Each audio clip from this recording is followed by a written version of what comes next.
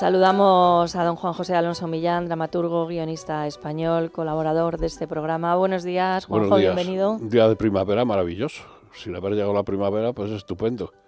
Aunque yo sigo un poco enfriado, no creo que estoy bien del todo. Yo no sé si estos cambios de temperatura son buenos, me figuro que sean malísimos. ¿Necesitarás algún pero vamos, abrazo el tiempo más? es estupendo. ¿Necesitarás algún abrazo más? Sí, claro, pero uno está siempre a falto de estas cosas. Claro. Como bien hecho un dandy, ¿verdad, Jessica? Sí, como siempre. La verdad es que se lo he dicho cuando le he visto, que la pinta es estupenda, si está un poco acatarrado no se le nota. No, yo creo que él se queja por provocar. Y además no deja de pensar en nuevos capítulos de ese libro que algún día se va a materializar. Sí, ahí estamos trabajando, esto es lo que estamos haciendo ahora, trabajar, ¿verdad? En el libro. ¿Hoy qué quiere hacer? Pues quiere hablarnos de la presentación de compañías. Exactamente. Como serio. Como siempre, aunque sean unos puntos muy raros, pero estos puntos tan raros serán unas cosas muy frecuentes en el ámbito del teatro. Es decir, presentación de compañía, pues era una cosa clarísima. Se anunciaban hasta en los periódicos. El día 14 en el Teatro Lara, presentación de compañía. La compañía de Margarita no sé qué presentará. Esto se llamaba a que cuando formabas una compañía y ya tenías la obra, entonces se hacía llamar o pensar en los posibles intérpretes que tenían esa obra. Y entonces cuando ya lo tenías, tenía más o menos hablado las condiciones y demás, se prestaba un local o ibas a ese local mismo donde se iba a hacer la obra, pero si no, ya te digo, se podía prestar el local. Hacer eso de presentación de compañía. Si te fijas, todas esas cosas no son porque sí, sino como si no iba a partir este negocio, que se empezaba sin nada más que con los mimbres necesarios, como es una función de teatro, y unos intérpretes que lo iban a hacer, y con esto se iban a ganar la vida, pues un año por lo menos, en aquellos tiempos, ahora ya es distinto. Pero como seguimos hablando de estos tiempos, cuando digo estos tiempos me refiero siempre a la mitad del siglo XX, que es desde el año 40 al año 70. Bueno, a partir del año 70 ya las cosas cambian y un poco más tarde ya entramos en democracia y las cosas cambian. Pero hasta el año 70 es lo que me parece que es divertido y es como un cupleo, una fábula que va a pena recordar para ver cómo seguirían en estos tiempos. Y además tengo que decirte que el del teatro, que es lo que había más, porque el cine apenas había, y la radio un poco, pero de ganar dinero y demás para la profesión de intérprete, los cómicos era el teatro. Y el teatro sí es verdad que abundaba en todas partes. Salían compañías por toda la península. Casi todos los pueblos tienen un teatro. Sí. Luego las provincias, había el fervor del teatro, era un sitio como Valencia, como Barcelona, que ya empezaba la inmigración en Barcelona, pues claro, de toda España querían ir al teatro. El teatro, como siempre, estaba dividido en compañías de folclore, vamos a llamarle, compañías de revista, compañías de zarzuela y compañías de verso, de comedia. Esto era lo que estaba en la división donde había más. Gustaba muchísimo aquel momento, la radio era lo que imperaba y naturalmente la música del oyente, eso que eran peticiones y demás.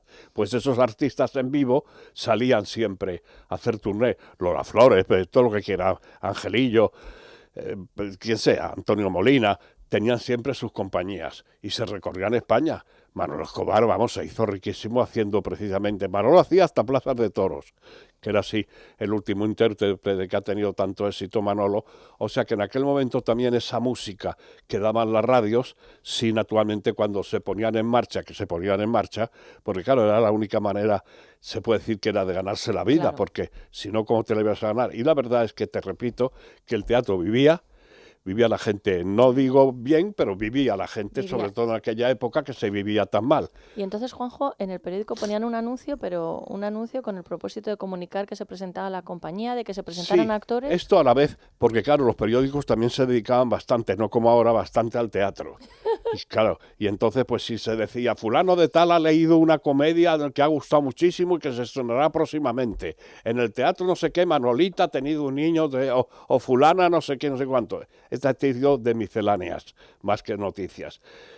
Y entonces también se decía, como noticia importante, presentación de compañía. Y los actores se decían, ¿cuándo la presentación de compañía?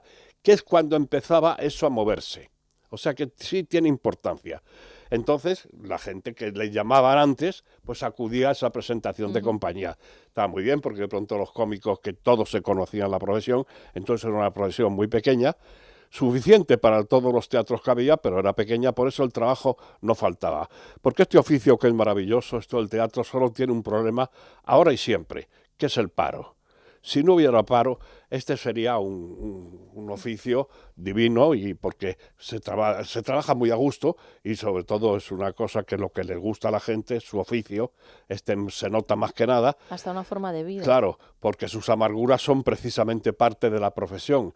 Entonces hasta sus amarguras se convierten de pronto en aplausos para los que les gusta el oficio.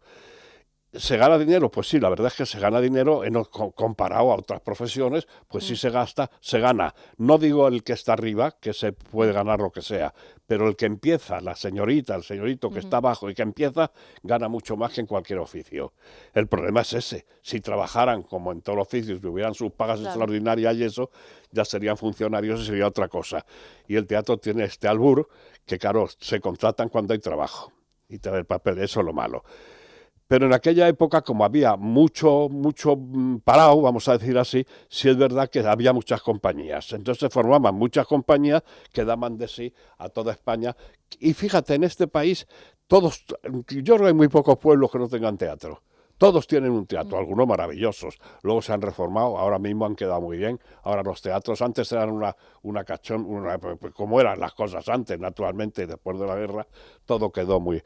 Pero siempre había sus teatros que la gente los había conservado un poco como estaban, y estaban encantados todos en los pueblos y demás de que fueran los cómicos. Eran muy bien recibidos los cómicos cuando viajaban, hasta tal punto que los muebles no se llevaban, porque claro, si viajabas en tren continuamente, el decorado, ahora explicaré cómo era, pero muebles no iban, y los muebles te los dejaban donde ibas. O sea, el regidor llamaba por teléfono al empresario y decía, llegamos el lunes, prepáreme 2 mecedoras, un vargueño y una mesa camilla. Y cuando llegabas al teatro tenías donde elegir, vamos, la gente se mataba, los particulares, por dejarte lo que ellos tenían, y si no las tiendas de muebles que hacían su publicidad.